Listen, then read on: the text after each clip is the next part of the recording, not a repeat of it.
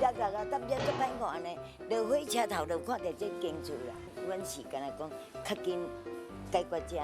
较袂安尼反悔安尼，你看足歹看嘛。那现在最后这一块拼图就在协行社这个地方，如果说再把它整修好的话，那北区的有登录历史遗迹的部分就可以有一个全新的面貌可以呈现出来。台南陆军协行社修复的重点有几个哈？那我们先看第一栋哈，它是一个比较复杂的一个屋顶的一个形态。那第二个特色哈，2楼以上的这个空间有很多这个外露这个木头的这个元素，在这个近代的日本建筑史里面归类哈，叫做木谷洋风造哈，木谷洋风造。这个建筑物的下半段的比较灰色这个地方哈，它有很特别的所谓的德国壁哈，德国壁。我们陆军协行社的德国壁，它做得非常精致。德国壁是一个工法的一个系统，在我们这边的呈现哦是非常精致的，我们觉得这个非常珍贵哦，我们也会把它留下来哈。掌握市政3分钟，台南进步向前冲。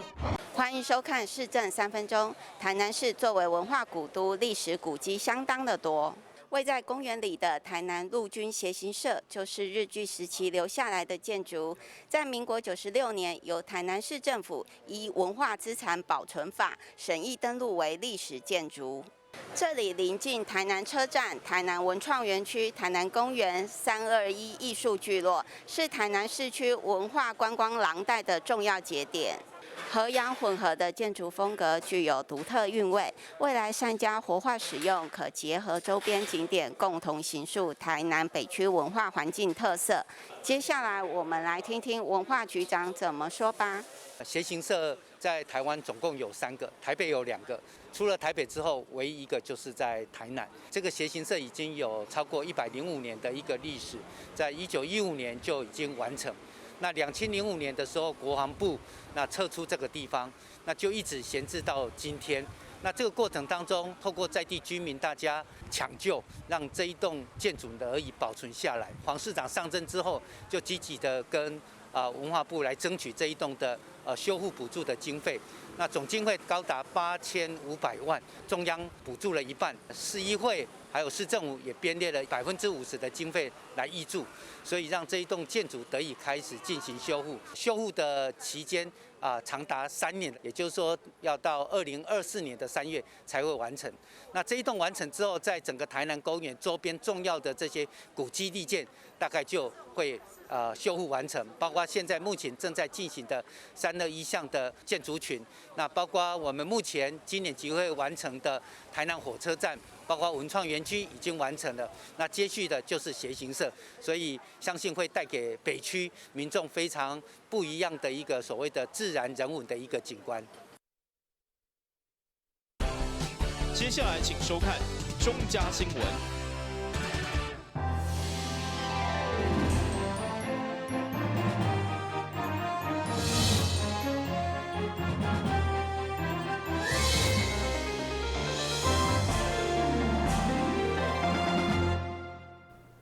大家好，我是陈美纯，欢迎收看3月23号礼拜2的中嘉台南地方新闻。台南的往来3月就开始进入盛产期，5星级饭店为了小停小农，特别推出规的往来大餐，而且饭店上海菜主厨也大方分享往来炒饭等等料理的秘诀，要让民众伫厝内买当享受到5星级的美食。每一道拢是用往来日菜上海口味，饭店一口气推出8项菜，要让消费者选择。但因为往来将要大出，李向坚持以食在地、食当季为诉求的5星级饭店，今年更是用行动来支持台南关庙小农。那在这个凤梨的季节，我们又是当季的食材，那我们又是位于凤梨的产地台南哦，那我们运用在地的食材来做一个减能减碳，然后多食用一些当季新鲜的一些蔬果，来降低一些反季节性的一个食材哦，但也可以为我们环保尽一些力量。在所有美食当中，包括大家拢真熟的凤梨虾球加往来炒饭，饭店的总铺师无看播，除了公开食谱加煮食秘诀，嘛是提教大家如何伫厝简单5分钟，买当烹出5星级的料理。简单的东西，你有些东西一定要放，才会做得好吃。放入我们的青葱，好，现在放入我们局长说的凤梨。他也知道这个节，因为这水果的东西都是最后放的，除非是你要焖烧东西，像烧的就是一起烧没关系。可是炖的，如果是我们要炒的，这都是要你在起锅之前放下去炒2、3下就好了，所以他吃到它凤梨的香气。要太熟了，它香气就不一样了。研究组织将近30档的总铺师，这回将往来入菜不止讲究色香味，重要是往来营养成分，加对胃肠吸收、对目睭保健拢是好处得的。吃凤梨不是都会帮助肠胃消化吗？是因为它有丰富的纤维素。另外一个就是我不晓得大家清不清楚，其实凤梨它有很丰富的果胶，它可以帮助我们的肠胃道培养最好的益生菌，它可以预防大肠癌这件事情。其实凤梨是非常非常好的一个预防的水果。在饭店发表会中，市府观光路局长嘛亲自到场见证，到宣传集团料理，顺续还是手艺手艺满满。香格里拉的菜做得相当的好，那它怎么样呢？在这个对的季节，尤其是凤梨的季节，我们能够有一些美好的美食哦。那今天我们来看了2道菜哈，一道是我们的凤梨虾球，一道是我们的凤梨炒饭哦。那这2道料理呢，其实透过主持的一个说明哦，我们也更能够理解说啊，原来我要在家轻轻松松的把一道结合当季的水果的一个美味，我们是很简单的。因为往来外销中国被主动引发饭店业者嘛推出往来相关的料理加饮料，希望吸引消费者来捧场做伙收听。台南新闻顾文吉和乔邦采访报道。便所变成美术馆，到底是要安怎变呢？中学国小就将老旧的便所变甲真无共款，而且佮进行学生画图竞选，互小朋友的创作也变成展览的一部分。伫3月23号，学校也盛大举办美学便所的启用典礼，做伙来看卖。夏天的时候，我最喜欢的食物就是冰棒，所以这幅画就以冰棒为主题。为了呈现出夏天的感觉，所以我用浅蓝色的粉彩当背景。送子鸟的故事就是被抛弃的宝宝会被送去好心人家。我大部分都是用水彩画的，小地方都是用蜡笔画的。我会画这幅画的原因是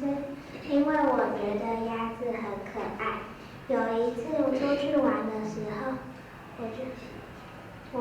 我看到野鸭妈妈在身上，就想要把它画下来。台南市东区综合国小积极打造舒适的学习环境，伫去年争取将近10万的经费。得到教育部国建署甲市府大力支持，改建学校老旧的便所。现在全校15间老旧便所全部拢焕然一新。校长洪英静、教务主任蔡梦伦、总务主任罗志伟，更号召全校师生集思广益，发挥创意，扭转老旧便所阴暗恶臭的刻板印象，注入美感的画作，互便所嘛当变甲遐尔水、遐尔活泼生气。把学生的作品再结合一些我们世界那个有名的画家的作品，然后分门别类哈。我们大概有几个主题哈。刚刚我们参观过的那一个是以学生为主的，那我们就针对这个来跟我们的重学的孩子争画。那大概有100多幅投进来，那我们甄选了50幅，那就是把它布置在我们的教室里头。那我想说，透过这样的一个小小的一个种子的一个就是把它种在小朋友的心里面，让他从小有这种美感教育的养成哈。我想这个重学的孩子很多元哈。那从这次100多件里面哈，我们刚刚也看到那个作品非常的棒哈。那我们希望营造一个优质的环境来提升我们整个孩子的学习品质。经过艺术美化后的便所，变成了一处处的美术馆。便所设计更是大获好评。而这处的美学化更是得到联建建设公司的大力支持，甲学校联手打造美术馆特色的便所，也做好了合作。台南新闻张硕维采访报道。为澳洲开始流行的花叶以印染，是透过植物染结合无同款的技法创作，将花叶的色地甲外表转移到布料顶面。长期导入花叶以印染的谢秀华老师，现主时也传领5位学生伫个5园举办创意联展。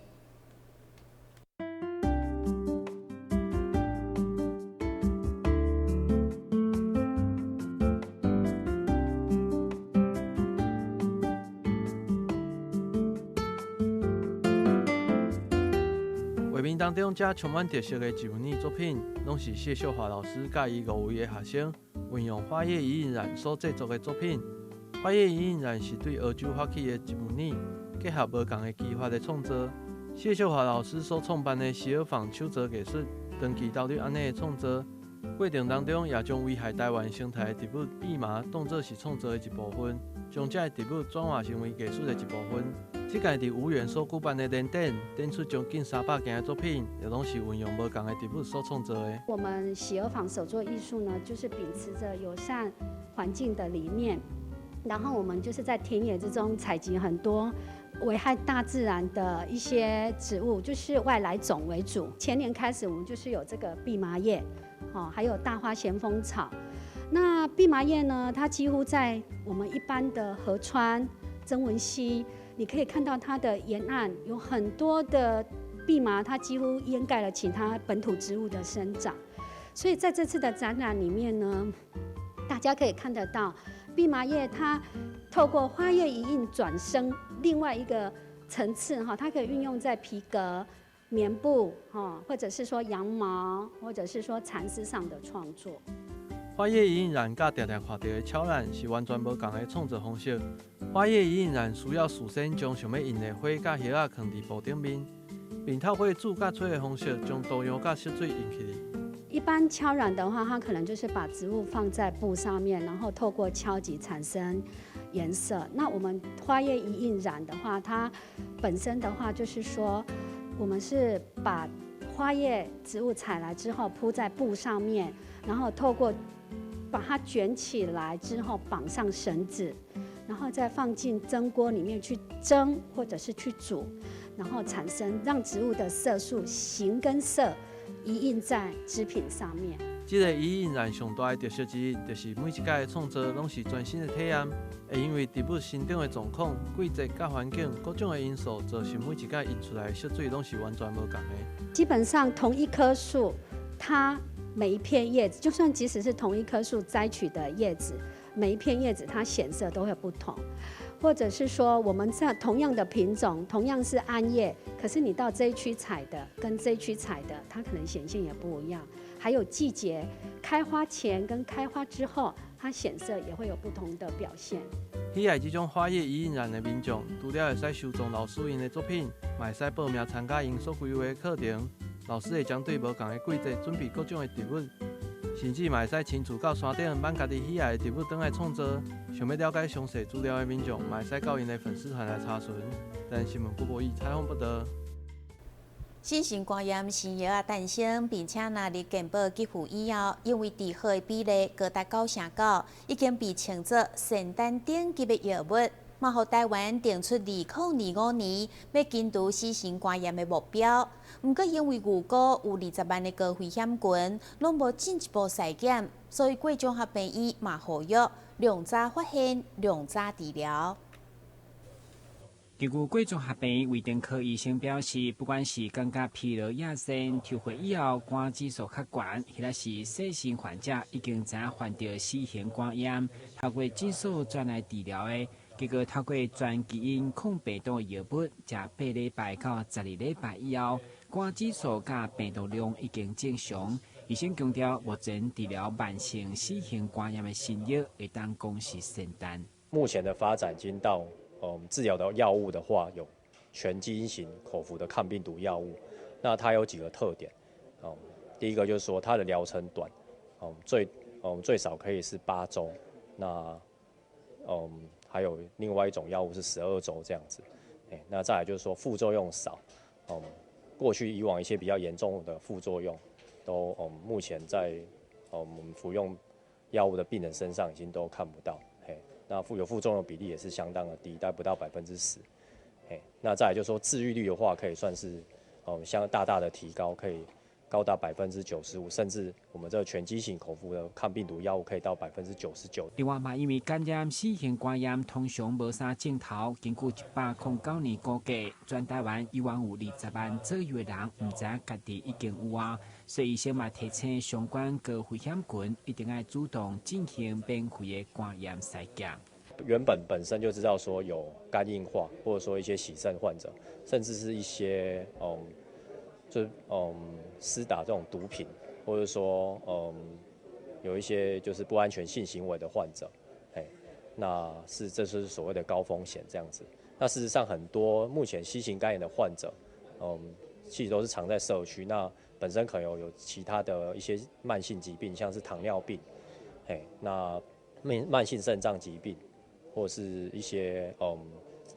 或者说忧郁症啊，或者说一些癌症，像淋巴瘤这种，都跟C型肝炎有关。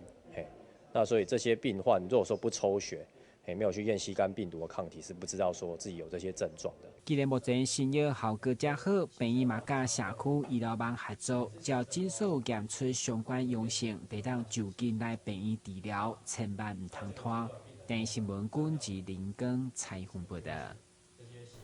休困一下，马上转来新闻现场。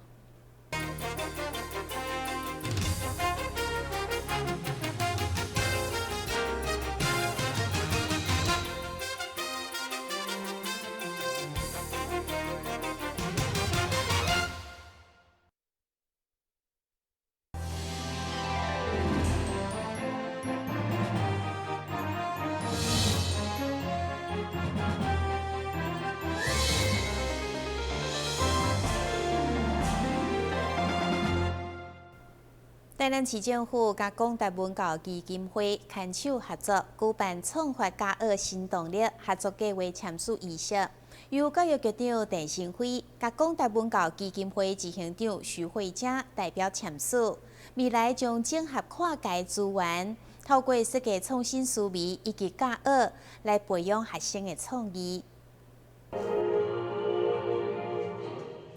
台南市政府甲广大文教基金会合作，22日伫中山国中电子实验室共同签订创发教学行动力合作计划，将广大设计学习甲广大忧郁症两大计划，经由设计创新的思维甲教学，延伸学生的无限创意。广达文教基金会呢，秉持创办人林百里董事长他的理念希望能够在全台湾呢有这个文化均富以及科技均享的这个实践呢，所以广达文教基金会呢以这个教育创新促进者的角色为我们的这个目标，希望能够在全台湾呢促进这个教育创新的这样子的新思维，所以很高兴呢受到我们台南市教育局的这个肯定能够让我们广达设计学习计划以及广达忧郁治计划两个计划呢，能够携手与台南市教育局合作。由于大家会清楚，就是在艺术那个区块。那么接下来，其实他们在科技这个部分呢，也有一些新的方案其中包括设计的学习，也刚好 match 我们台南在推的这个问题导向的一个学习 PBL。那另外呢，在由一致的部分呢，也跟我们在智慧科技的培养这个部分呢，也相当的这个符合。所以我们在一次的对话当中，我们就决定透过他们的一个赞助跟协助，那么扎根我们台南的一个设计学习，以及由一致这个智慧科技力，包括城市的学习，城市语言的撰写，这个逻辑思考，还有运算思维等等。那这些对孩子的这个科技的能力的培养，应该也都相当有帮助。教育局长陈成辉指出，去年首创全国设置台南市创思甲教学演化中心，目前已经推出部定国英数领域系列课程，由教学经验丰富的台南政治教师，依照无同主题，甲现场教师共创教学策略，即次为同步提升新课纲跨领域统整，探究课程的品质。除了培育台南市 PBL 教师群，伫寒假完成演习以外，并特别引进广大文教基金会设计学习团队，结合设计思考，引领学生运算思维的创新学习。台南新闻张硕伟采访报道。由市府地政局委托新市区公所管理领用的空地，经过区公所用心的整理，已经将翠石仔地变成一片花海。伫3月27号嘛，结合企业甲社区团体做伙举办花产音乐会，邀请乡亲同港前往赏花、啉咖啡、踅市集。为伫新市三里活动中心边啊，原本趴远的空地，伫新市公所一步一步环境复育、用心照顾之下，去年开始种下朴树菊、百里草甲太阳花等花草，嘛将整个8分地装点成一片花海，吸引侪侪亲子甲社区民众来遮休闲行踏。这边有花园很漂亮，然后我们可以带小孩下面来赏花，可以认识花，然后可以接触大自然，让小孩他们很开心。对，这个大自然让小孩子能够去接触，然后让他们去体会。那不只有花，那也有一些昆虫，像瓢虫啊、蜜蜂啊，让小朋友能够认识更多大自然里面的生态。公所将这片36公顷外区建公共建设用地充分利用加管理以后，为好更较侪民众会当来遮运动、亲近自然生态，伫紧张的生活当中轻松一下。特别邀集在地家庇企业、地区单位市集甲乐团的音乐表演。3月27日，办一个花产音乐会，邀请民众来遮赏花、啉咖啡、踅市集。而且甲花海气象就连书导宣团要合力相送。最主要打遍这片花海，最主要也是利用这个闲置的8分空地，然后让民众有一个赏花的好去处，也是跟上这个赏花热潮，然后在这个就近能够赏花，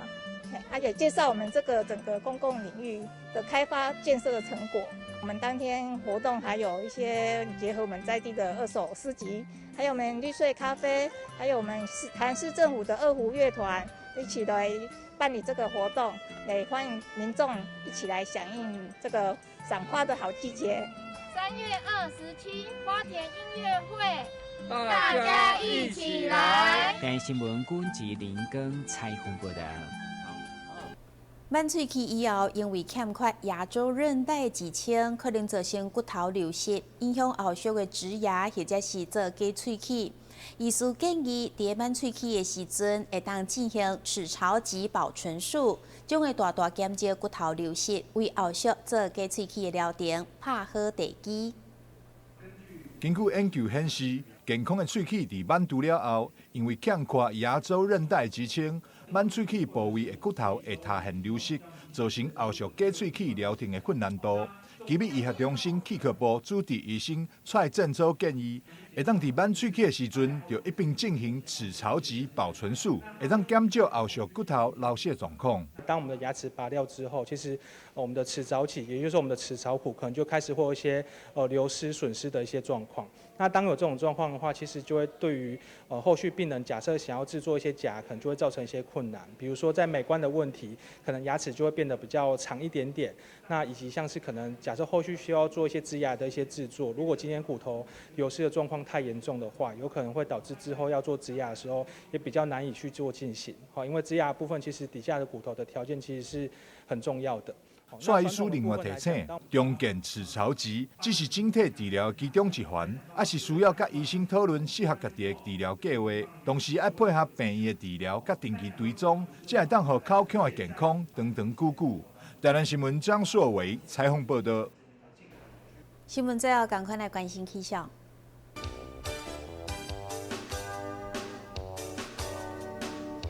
明仔载是好天，有时在份的天气，温度18度到25度，落雨几率1成，海面平均风力4级到5级，上大阵风是7级。